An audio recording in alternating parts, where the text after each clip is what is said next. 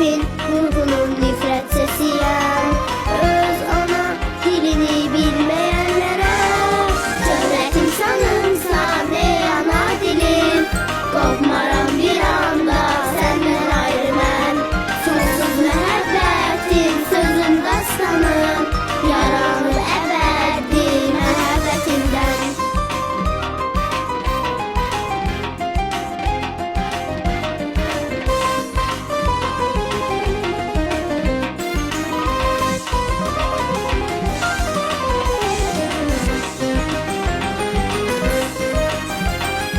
Bugün azad dilli Azerbaycanam. O taylı bu taylı vahid bir canam.